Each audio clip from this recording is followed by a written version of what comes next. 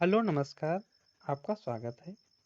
आज हम डिस्कस करेंगे कि जो भी स्टूडेंट हमारे प्राथमिक शिक्षक भर्ती की जो तैयारी कर रहे हैं और वो इस आस के साथ तैयारी कर रहे हैं कि आगे आने वाली जो भर्ती है उसमें हम एक सीट अपनी पक्की कर सकें, तो उनके बारे में हम कुछ यहाँ पर जो है डिस्कशन करने वाले हैं। सबसे पहला प्रश्न जो हर एक प्रशिक्षु के मन में उठता है कि जो प्राइमरी शिक्षक भर्ती है वो कब तक आने के चांस हैं। देखिए, जहाँ तक मेरा मानना है जो प्राथमिक शिक्षक भर्ती है उसका इंतज़ार जो है काफ़ी समय से बच्चे कर रहे हैं। 2018 में 69,000 शिक्षक भर्ती हुई थी। तब से आज तक प्राइमरी में कोई भी भर्ती नहीं आई है। जहाँ तक मेरा मानना है कि अखबारों में तो हर रोज़ भर्तियों के विषय में कुछ न कुछ निकलता रहता है। जैसा कि 1-2 दिन पहले भी 17,000 प्राइमरी शिक्षक भर्ती के बारे में भी बताया गया था। लेकिन ज़मीनी स्तर पर इसकी हकीकत क्या है, इसके विषय में अभी कुछ भी साफ नहीं कहा जा सकता है। नई सरकार का जब भी गठन होगा और वो जल्द ही अगर इस विषय में कोई फैसला लेते हैं, तो हाँ, ज़रूर जो है एक भर्ती आएगी। हाँ, लेकिन मैं इतना ज़रूर कहना चाहता हूँ कि जो भी भर्ती आएगी, वो मेरे हिसाब से लगभग 50,000 प्लस ही आएगी। दूसरा प्रश्न जो है वो है कितने गुणांक तक सेफ हैं। देखिए, गुणांक तक कितने हम सेफ हैं, इस बार जो भर्ती हुई थी 69,000 वाली, उसमें जो चौथी काउंसलिंग हुई थी उसमें जो ओबीसी कैंडिडेट थे वो लगभग 65.53, अरे 65 मानकर आप चलिए, 65, साढ़े 65, 66, 65.53 गुणांक तक जो है बच्चों का चयन हुआ था। लेकिन जब नई भर्ती आएगी उसमें सीटें 69,000 के सापेक्ष कम रहेंगी। हालांकि अगर 97,000 भर्ती आ जाती है तो बहुत अच्छी बात है, लेकिन यदि 17,000 आती है, 35,000 आती है या 50,000 आती है, तो उसमें जो बच्चे हैं सीटों के सापेक्ष ज़्यादा रहेंगे और उसमें गुणांक जो है ऑटोमेटिक बढ़ेगा, क्योंकि जो अब नए बच्चे हैं डीएलएड कर रहे हैं, बीएड कर रहे हैं, बीटीसी वाले हैं, उनकी एकेडमिक भी काफ़ी ज़्यादा है। तो इसके सापेक्ष ये मानकर चलिए कि कम से कम जो है अगर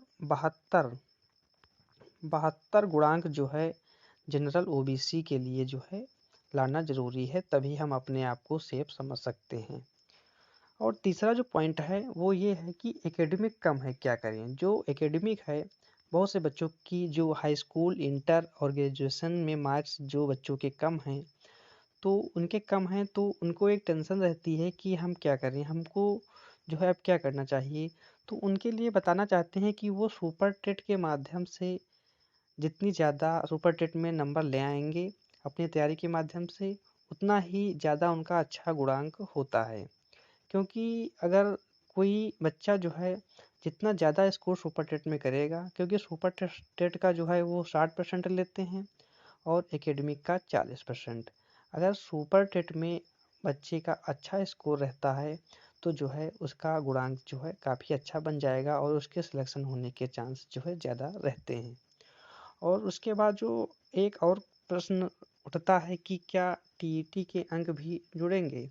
देखिए, इसके विषय में अभी कुछ भी कहना मुश्किल है, क्योंकि अभी तक जितनी भी भर्तियां हुई हैं उसमें टीटी जो है वो एक पात्रता परीक्षा के रूप में ही मानी गई है और उसके अंक जो है नहीं जुड़े हैं। लेकिन 1-2 साल पहले इस तरह की भ्रामक खबरें आई थी कि जो अब नई भर्ती होगी उसमें टीटी के भी अंक जुड़ेंगे। तो इसके विषय में ये बताना चाहता हूँ कि अभी इसके विषय में सरकार ने कोई भी नियमावली पास नहीं की है। यदि इस तरह की कोई नियमावली पास होती है तभी टीटी के अंक जुड़ेंगे। अगर नियमावली पास नहीं होती है तो भर्ती हमारी पुरानी प्रक्रिया से ही होगी। उसमें ऑब्जेक्टिव टाइप प्रश्न आएंगे और सुपर टेट होगा, 150 नंबर का होगा और 150 नंबर के सापेक्ष जितने भी मार्क्स हमारे आएंगे उसका 60% निकाल कर और एकेडमिक का 40% जोड़कर जो भी गुणांक होगा उसी के आधार पर फाइनल जो है मेरिट बनेगी और उसी के आधार पर ही हमारा जो है चयन होगा। इसलिए आप लोग बिल्कुल निश्चिंत रहें और अपनी पढ़ाई पर ध्यान दें। इस तरह की भ्रामक खबरों से दूर रहें। अखबारों में कि तो हर रोज़ भर्तियां आती रहती हैं, लेकिन ज़मीनी स्तर पर हकीकत क्या है उसके विषय में कुछ भी कहना बिल्कुल मुश्किल है, क्योंकि आजकल अधिकारियों को भी कुछ नहीं पता है, क्या भर्ती आएगी, कब आएगी, किस प्रकार से होगी। इसके विषय में अधिकारी भी जो है पूरी सच्चाई से बात नहीं बताते हैं।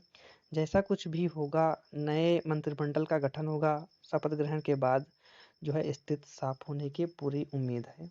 तब तक आप लोग पढ़ाई पर ध्यान देते रहें। धन्यवाद।